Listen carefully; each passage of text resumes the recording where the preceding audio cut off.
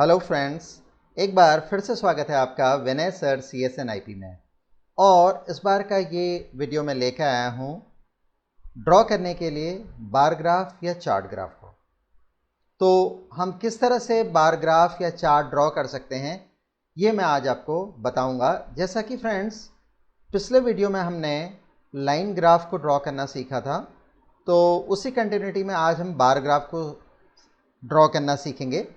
लेकिन मैं चाहूँगा कि आप पिछला वीडियो एक बार देख लें, उससे आपको इस बार का ये वीडियो और अच्छी तरह से समझ में आएगा। वैसे तो ये एक इंडिपेंडेंट वीडियो है, आप बगैर पिछले वीडियो को देखे भी इसको कर सकते हैं, लेकिन मेरी तरफ से रेकमेंडेशन यही रहेगा कि आप पिछला वीडियो जो कि लाइन ग्राफ पे बना था उसको ज़रूर देखें। शुरू करते हैं आज का ये video. Drawing and saving plots and we are just doing it for bar graph, जिसको हम चार्ट भी बोलते हैं। So what is the definition of bar graph? A bar graph or chart is said to be a graph that displays data as height of a bar showing for various categories. Categories may be subjects of a student or various products of a company etc. तो जो बात यहाँ पर बताई गई है ये और अच्छी तरह से आपके समझ में आएगी जैसे जैसे हम आगे बढ़ते हैं। So let us learn to draw following bar graph और chart in a step by step manner. तो देखिए यहाँ पर ये एक बार ग्राफ है, तो बड़ा क्लियर है कि यहाँ पर आपको बार्स नज़र आ रहे हैं, ये बार्स हैं, तो ये एक बार ग्राफ है। तो थोड़ा समझते हुए चलते हैं कि इसमें एक्चुअली हमने क्या प्रेजेंट किया है। इसको ड्रॉ करना तो मैं आपको सिखाऊंगा ही, लेकिन एक आइडिया शुरू में दे दूँ सो दैट आपको स्टेप्स और अच्छी तरह से समझ में आए। तो देखें यहाँ पर हम किसी एक स्टूडेंट की बात कर रहे हैं जिसमें हमने उसके 4 examinations, exam 1, exam 2, exam 3, exam 4, ये कुछ भी हो सकते हैं, जैसे UT1, UT2, first term examination, annual examination, ये कुछ भी हो सकते हैं। तो किसी भी स्टूडेंट के जो 4 एग्जामिनेशंस हैं उनके 3 सब्जेक्ट्स की परफॉर्मेंस को इसमें हमने शो किया हुआ है। तो अगर हम एक्स एक्सेस की बात करें तो यहाँ पर हमारे पास 4 एग्ज़ाम्स हैं, और अगर हम वाई एक्सेस की बात करें तो यहाँ पर हमने क्या दिया हुआ है, हमने मार्क्स ऑब्टेन्ड को स्पेसिफाई किया हुआ है, वो भी कितने सब्जेक्ट्स में, 3 सब्जेक्ट्स में, फिजिक्स, केमिस्ट्री एंड मैथ्स। तो थोड़ा समझ लेते हैं कि एग्ज़ाम 1 में इस स्टूडेंट की जो फिज़िक्स की परफॉर्मेंस है या जो फिज़िक्स के मार्क्स हैं वो रहे 40, और वहीं केमिस्ट्री में उसके जो मार्क्स हैं वो 15 से थोड़े से ज़्यादा हैं, अराउंड 17 और समवट लाइक दैट, और मैथ्स में उसके जो मार्क्स हैं वो हैं 35। सिमिलरली एग्जामिनेशन 2 में इसी स्टूडेंट के फिज़िक्स के मार्क्स 30 हैं और केमिस्ट्री के मार्क्स ये 25 से तो ज़्यादा हैं बट 30 से कम हैं। तो हम आइडिया लगा सकते हैं कि ये करीब 27 या कुछ उसके आसपास होंगे। सिमिलरली मैथ्स के जो मार्क्स हैं एग्जामिनेशन 2 में से स्टूडेंट के वो हैं, इस तरह से अगर देखें तो 25। तो इसी तरह से एग्जामिनेशन 3 और एग्जामिनेशन 4 के मार्क्स हैं। और यहाँ पर आप देख लीजिए कि हमने सब्जेक्ट्स को उनके लेजेंड से डिपिक्ट किया है। ये देख लीजिए, जो ब्लू कलर है वो फिज़िक्स को रिप्रेजेंट कर रहा है, जो रेड कलर है वो केमिस्ट्री को रिप्रेजेंट कर रहा है, और जो ग्रीन कलर है वो मैथ्स को रिप्रेजेंट कर रहा है। तो अब हम इसको स्टेप बाय स्टेप मैनर में आगे समझते हैं। तो बढ़ते हैं अपनी अगली स्लाइड की तरफ। Now step 1। तो हमने यहाँ पर करा क्या है कि स्टेप बाय स्टेप मैनर में हम चल रहे हैं। तो पहले हम कुछ पार्ट बनाएंगे, फिर कुछ और रिमेनिंग पार्ट बनाएंगे, और इस तरह से हम धीरे धीरे धीरे अल्टीमेटली इस ग्राफ तक पहुँच जाएंगे, राइट। तो समझते हैं स्टेप 1 को। स्टेप 1 में हमारे पास सिर्फ फिजिक्स के मार्क्स हैं 4 डिफरेंट एग्जामिनेशन में। तो देख लेते हैं, जैसे फिजिक्स में एग्जामिनेशन 1 में मार्क्स हैं 40, एग्जामिनेशन 2 में मार्क्स हैं 30, एग्जामिनेशन 3 में मार्क्स हैं 15 और एग्जामिनेशन 4 में मार्क्स हैं 20 से लिटिल बिट लेस बट 15 से ज़्यादा, राइट। तो ये सब करने के लिए हमें क्या करना होगा, ये सब ड्रॉ करवाने के लिए हमें क्या करना होगा, उसको स्टेप बाय स्टेप मैनर में हम समझ रहे हैं। First of all import matplotlib library at the top of a python program, ये की हुई है जी। Set labels for x axis and y axis as exams and marks obtain respectively. तो देखिए PLT नाम का मेरे पास यहाँ पर एक ऑब्जेक्ट है जिसकी हेल्प से मैं x लेबल और y लेबल सेट कर रहा हूँ। plt.xlabel is equal to plt.xlabel और सेट ऑफ पैरेंथेसिस में मैंने दिया एग्जाम्स, plt.ylabel और सेट ऑफ पैरेंथेसिस में मैंने दिया मार्क्स ऑब्टेन। तो plt.xlabel एंड plt.ylabel को एग्जाम्स और मार्क्स ऑब्टेन सेट करने पे मुझे ग्राफ में ये रिजल्ट मिला है। देखिए x एक्सेस में ये एग्जामिनेशन आया है या एग्जाम्स आया है और y एक्सेस में मुझे मार्क्स ऑब्टेन मिले हैं। It is because of plt.xlabel and plt.ylabel जो कि रेस्पेक्टिवली एग्जाम्स और मार्क्स ऑब्टेन थे। अब देखते हैं हम x एंड y एक्सेस के लिए रेस्पेक्टिव लिस्ट्स। तो समझते हैं इसको। x1 में हमारे पास क्या है 10, 30, 50, 70, तो उसको यहाँ से समझते हैं।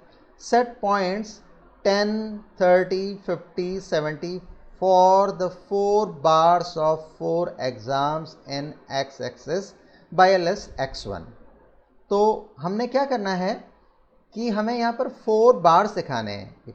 फर्स्ट बार है फर्स्ट एग्जाम के लिए, सेकंड बार है सेकंड एग्जाम के लिए, थर्ड बार है थर्ड एग्जाम के लिए और फोर्थ बार है फोर्थ एग्जाम के लिए। तो हमने उसको कैसे लिया है, उसको हमने कुछ इस तरह से लिया है कि x1 एक लिस्ट ली है जिसमें हमने 10, 30, 50, 70 और आप नोटिस करिए 10, 30, 50 और 70 आया हुआ है।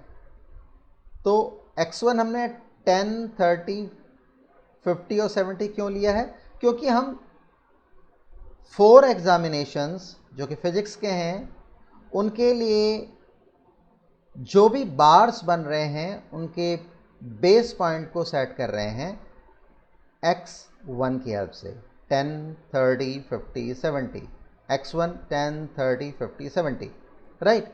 सिमिलरली अब जो फर्स्ट एग्जामिनेशन है फिजिक्स का उसमें स्टूडेंट को 40 मार्क्स मिले हैं, सेकंड एग्जामिनेशन में उसको 30 मार्क्स मिले हैं और नेक्स्ट एग्जामिनेशन में उसको मार्क्स मिले हैं 15 और उसके अगले एग्जामिनेशन में उसको मार्क्स मिले हैं कि 15 से थोड़े ज़्यादा हैं बट 20 से कुछ कम हैं।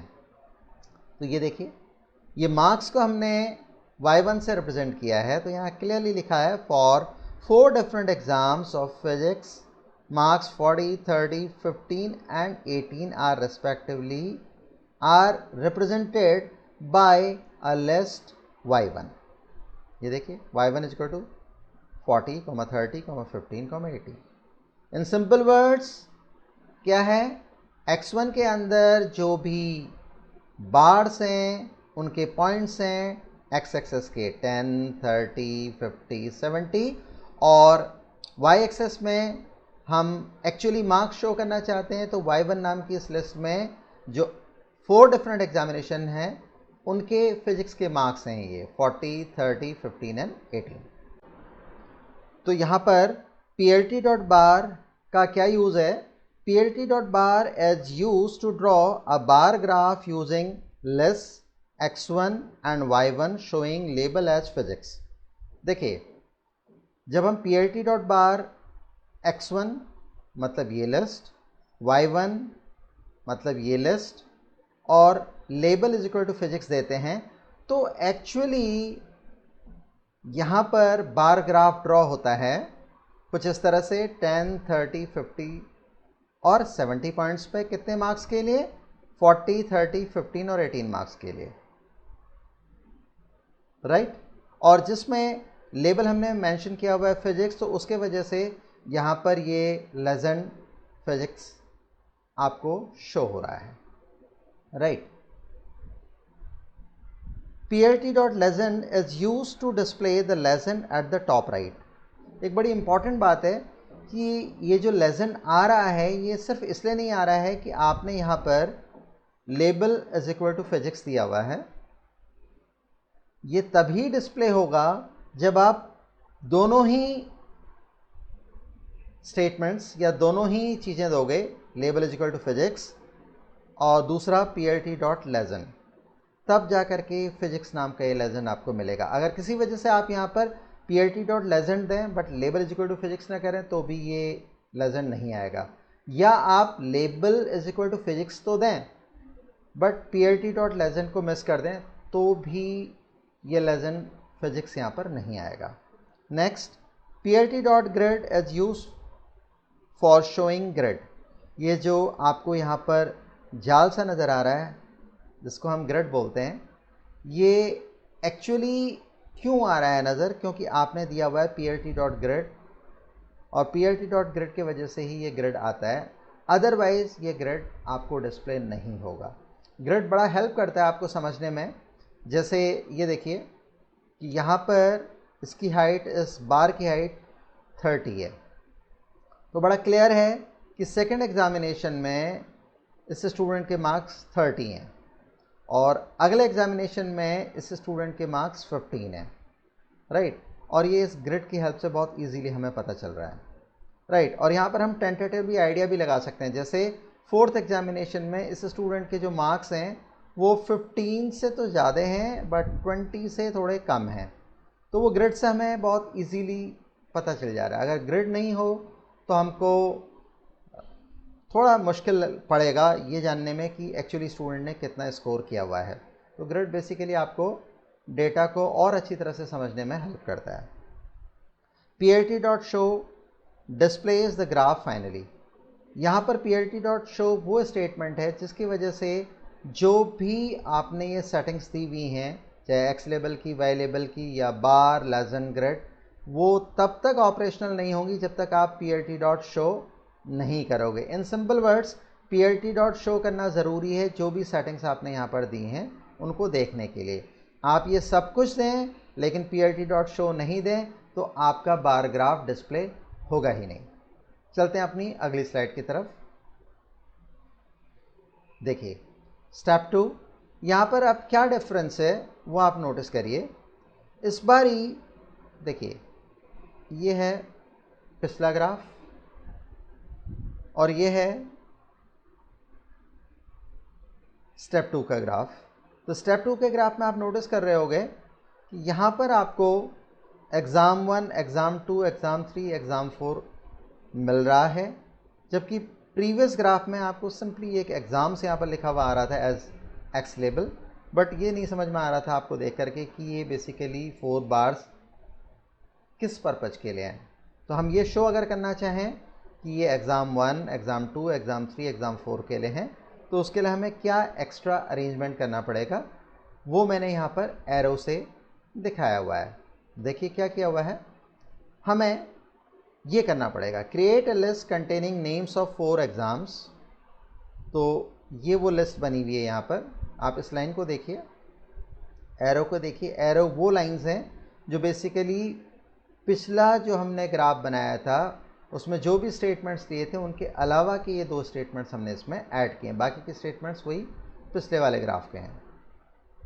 देखिए exams is equal to exam 1, exam 2, exam 3, exam 4। तो इससे हमने एक लिस्ट बना ली जिसमें जितने डिफरेंट एग्जामिनेशन हमारे पास हैं वो एज आइटम्स हमने एग्ज़ाम्स नाम की लिस्ट में रख लिए। और उसके बाद एग्ज़ाम 1, एग्ज़ाम 2, एग्ज़ाम 3, एग्ज़ाम 4 यहाँ पर आ रहे हैं। इट इज़ बिकॉज ऑफ कि आपने ये एक और लाइन यहाँ पर दी है, क्या लिखा है आपने, plt.xtext x1, एग्ज़ाम्स। अब मैं आपको ये समझाना चाहूँगा, x1 हमारे पास बेसिकली x एक्सेस में वो पॉइंट्स थे जहाँ पर ये बार्स स्टैंड कर रहे थे। तो बेसिकली ये जो पॉइंट है ये है 10, ये है 30, ये है 50 और ये है 70। तो वो हमें किसके थ्रू मिल रहा है, वो हमें मिल रहा है x1 के थ्रू। तो यहाँ पर plt.xtext करके हमने क्या इंश्योर किया, हमने ये किया कि x1 पॉइंट्स में एग्ज़ाम्स नाम की जो ये लिस्ट है उनमें जो भी आइटम्स हमने मेंशन किए हैं वो अब यहाँ पर डिस्प्ले हो जाएंगे। तो एक्स टिक्स का मतलब बेसिकली पॉइंट्स है, ठीक है। तो एक्स एक्सेस में जो भी पॉइंट्स हैं उनके नेम क्या रहेंगे, उनके नेम रहेंगे exam 1, exam 2, exam 3, exam 4। Points मिले x1 से और उन पॉइंट्स में जो भी नेम्स मिले वो मिले एग्ज़ाम से, राइट। बाकी तो ये पिछले ग्राफ की तरह ही है। आगे बढ़ते हैं स्टेप 3 में। Add a parameter width is equal to 5 in plt.bar to change the width to 5 from default point 8।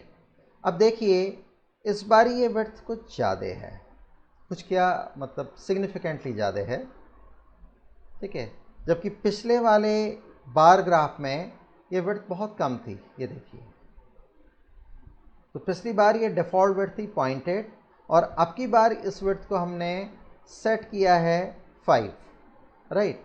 तो उसी चीज़ को हमने यहाँ पर कैसे किया है अचीव, वो मैं आपको दिखा रहा हूँ। देखिए, add a parameter width is equal to 5 in plt.bar to change the width to 5 from default point 8। देखिए plt.bar में इससे पहले कुछ भी हमने मेंशन नहीं किया था। हमने ये लिखा था plt.bar x1, y1, label is equal to physics. कोई विड्थ नहीं थी, चाहे तो आप इसको यहाँ पर देख सकते हैं। ये देखिए plt.bar x1, y1, label is equal to physics, कोई भी विड्थ नहीं थी। लेकिन अब हमने कॉमा करके विड्थ इज इक्वल टू 5 दे दी। तो विड्थ इज इक्वल टू 5 देने से क्या होगा, जो डिफ़ॉल्ट विड्थ 0.8 थी उसके बदले हमें एक नई विड्थ मिली 5 और डिफरेंस आपके सामने है। देखिए जो बार आपको आ रहा मतलब डिस्प्ले हो रहा है, नज़र आ रहा है, उसकी विड्थ कहीं ज़्यादा बढ़ गई है। ये देखिए, it is because of width is equal to 5। Now moving to the next slide. In step number 4 हम क्या कर रहे हैं, add similarly 6 more statements to add bar graph for chemistry and maths marked by arrow। तो यहाँ पर क्या किया हमने, अब हमने 2 सब्जेक्ट्स और ऐड करने हैं 4 डिफरेंट एग्जामिनेशंस के लिए इस स्टूडेंट के लिए। इससे पहले हम बात कर रहे थे सिर्फ फिजिक्स की, तो फिजिक्स का डेटा ये था, देखिए ब्लू कलर में जो है। लेकिन अब मुझे रेड और ग्रीन कलर से 2 और सब्जेक्ट बढ़ाने हैं, केमिस्ट्री एंड मैथ्स।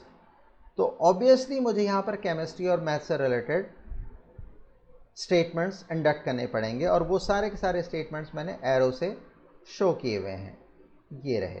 तो देखिए सबसे पहले हम बात करेंगे केमिस्ट्री के लिए।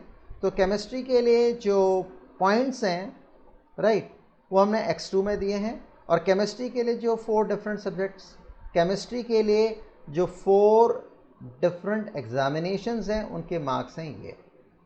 तो केमिस्ट्री के लिए जो पॉइंट्स हैं, बेस पॉइंट ये और ये, जिनमें केमिस्ट्री का बार ग्राफ आ रहा है, वो तो किससे रिप्रेजेंट हो रहे हैं, वो रिप्रेजेंट हो रहे हैं x2 से। और जो केमिस्ट्री के मार्क्स रिप्रेजेंट हो रहे हैं वो किससे हो रहे हैं, y2 से, 17, 27, 42 एंड 18। सिमिलरली अगर हम बात करें मैथ्स की, तो मैथ्स के लिए जो मैथ्स के बार ग्राफ के पॉइंट्स हैं, मतलब ये और ये, जहाँ पर ये बार ग्राफ एक्स एक्सेस में ड्रॉ हो रहे हैं, वो तो हमने रिप्रेजेंट किया है x3 से, और वह है 20, 40, 60 एंड 80। और y3 से रिप्रेजेंट हो रहे हैं क्या, ये एक लिस्ट है y3, वैसे तो x1, x2, x3, y1, y2, y3 ये सब लिस्ट हैं। तो y3 भी एक लिस्ट है जिसके थ्रू हम मैथ्स के मार्क्स रिप्रेजेंट कर रहे हैं, जो कि हैं 4 एग्जामिनेशंस में 35, 25, 40 एंड 30। फाइनली हमने बार ग्राफ किन के लिए डिस्प्ले कराने हैं, केमिस्ट्री और मैथ्स के लिए। देखिए फिजिक्स के लिए तो ऑलरेडी ये डिस्प्लेड है, पहले से लिखा हुआ था हमने, plt.bar x1, y1 label is equal to physics, width is equal to 5। अब हमने यहाँ पर 2 और स्टेटमेंट्स इंडक्ट किए हैं, plt.bar x2, y2, जो कि रिप्रेजेंट कर रहे हैं केमिस्ट्री को, इसलिए लेबल क्या है, केमिस्ट्री है, और विड्थ वही 5। सिमिलरली plt.bar x3, y3, ये x3 y3 किसको रिप्रेजेंट कर रहे हैं, ये रिप्रेजेंट कर रहे हैं मैथ्स को। लेबल क्या रहा, मैथ्स, और विड्थ 5। तो ओवरऑल ये 6 स्टेटमेंट्स यहाँ पर ऐड हो गए हैं किन सब्जेक्ट को रिप्रेजेंट करने के लिए, केमिस्ट्री और मैथ्स को, किसी एक स्टूडेंट के लिए, और रेस्ट ऑफ द स्टेटमेंट्स बिल्कुल सेम है, राइट। तो फाइनली जो बार ग्राफ यहाँ पर डिस्प्ले हो रहा है वो आपके सामने है, और यही हमने शुरू में आपको दिखाया था, राइट। तो आज मैंने आपको ये सिखाया कि किस तरह से आप एक स्टूडेंट के 4 डिफरेंट एग्जामिनेशंस में 3 डिफरेंट सब्जेक्ट्स के, मींस फिजिक्स, केमिस्ट्री, मैथ्स के मार्क्स को किस तरह से बार ग्राफ से डिस्प्ले कराएं, राइट। अब मैं यहाँ पर एक बात आपको और बताना चाहूँगा, तो उसके लिए मैं सबसे पहले आपको कोड दिखा देता हूँ। वेट अ मिनट, कोड हमारे पास है जी, ये रहा कोड। मैं इस कोड को रन करूँगा तो वही बार ग्राफ जो कि मैंने आपको पीपीटी में शो किया हुआ है वही यहाँ पर डिस्प्ले हो जाएगा। मैं इसे रन करता हूँ और देखिए ये बार ग्राफ आ गया। एक्चुअली मैंने आपको बार ग्राफ को ड्रॉ करना तो सिखा दिया, लेकिन मैं अब आपको उसको सेव करना भी सिखा रहा हूँ, राइट। तो किस तरह से हम सेव करेंगे, जब हमारे पास कोई ग्राफ बन के आ जाता है तो उसको सेव करना बहुत ही आसान है। ये ऑप्शन देखिए यहाँ पर, सेव द फिगर। जब हम इसके ऊपर माउस पॉइंटर को होवर करते हैं तो लिखा आता है सेव द फिगर, और ये फ्लॉपी का आइकन है। फ्लॉपी का मतलब ये रिप्रेजेंट करता है सेविंग को, हार्ड डिस्क में सेविंग को या सेकेंडरी स्टोरेज में सेविंग को। तो अब हम इसमें क्लिक करेंगे, हम सेव करना चाहते हैं इस ग्राफ को। क्लिक किया, क्लिक करते ही वो सबसे पहले मुझसे फाइल का नेम यहाँ पर पूछ रहा है, और मैं जहाँ कहीं इसको सेव करना चाहूँ मैं कर सकता हूँ। तो मैं डेस्कटॉप पे से सेव करना चाहूँगा, तो मैंने क्लिक किया डेस्कटॉप पे, और इसका नाम बाय डिफ़ॉल्ट figure_1 आ रहा है, मैं वही रखना चाहता हूँ, मैं इसे चेंज नहीं करना चाहूँगा। आप कुछ और करना चाहते हो आप चेंज कर लो। तो मैंने इसे सेव किया, तो देखिए इससे मेरा ये बार ग्राफ सेव हो चुका होगा, और मैं उस फाइल को आपको दिखाना चाहूँगा, राइट। तो मैं यहाँ पर आपको डेस्कटॉप दिखाता हूँ, ये रहा डेस्कटॉप। तो इस डेस्कटॉप में ये figure_1 करके फाइल बन के आ गई है। एक बार इसको डबल क्लिक करते हैं तो देखिए ये यहाँ पर एज अ पिक्चर डिस्प्ले हो रहा है। तो अब आप इसे कहीं पर भी कॉपी करके पेस्ट कर सकते हो, यहाँ से कॉपी करके कहीं भी पेस्ट कर सकते हो। तो ये एडवांटेज है सेविंग का। मैं इसको हटाना चाहूँगा यहाँ से, और वापस हम चलते हैं अपने पीपीटी की तरफ। तो आज हमने अल्टीमेटली जो हमारा एम था, मैं दिखा दूँ आपको, वो था ड्राइंग एंड सेविंग प्लॉट्स। तो ड्राइंग मैंने आपको बता दिया, और न केवल ड्राइंग के स्टेप्स मैंने बता दिए या प्रोग्राम मैंने आपको बता दिया, बल्कि उसको सेव करना भी सिखा दिया। पिछली बार के वीडियो में drawing and saving line graph था, उसमें मैंने सेविंग आपको नहीं बताया था, तो इस वीडियो में बता दिया। तो इसी तरह से पिछली बार का जो लाइन ग्राफ मैंने ड्रॉ किया था वो भी सेव हो जाएगा, राइट। तो आज के लिए तो हम बस इतना ही करना चाहेंगे, और नेक्स्ट वीडियो में मैं आपको हिस्टोग्राम्स ड्रॉ करना सिखाता हूँ। तो आई होप आपको आज के वीडियो अच्छा लगा होगा, आपको इसके हर एक स्टेप समझ में आए होंगे। जो भी कोड है वो मैं डिस्क्रिप्शन में शेयर कर लूँगा, आप उसे कॉपी करा करके पाइथन के प्रोग्राम में या एक .py फाइल बना लीजिए और उसको रन कर लीजिए। तो आपको सारा का सारा कोड टाइप करने की ज़रूरत नहीं पड़ेगी, क्योंकि मैं सारा का सारा कोड आपके लिए डिस्क्रिप्शन में पेस्ट कर दूँगा, तो वहाँ से आप कॉपी कर लीजिएगा, राइट। तो आज का ये वीडियो आपको कैसा लगा मुझे कमेंट करके बताइएगा। Please like, comment, subscribe and share, and do not forget to press bell icon for the regular updates. Thanks for watching Vanessa CSN IP। जल्दी मिलता हूँ आपको एक और वीडियो में, जहाँ पर मैं आपको हिस्टोग्राम्स के बारे में बताऊंगा। और अपना ध्यान रखिएगा, अपनों का ध्यान रखिएगा। तब तक के लिए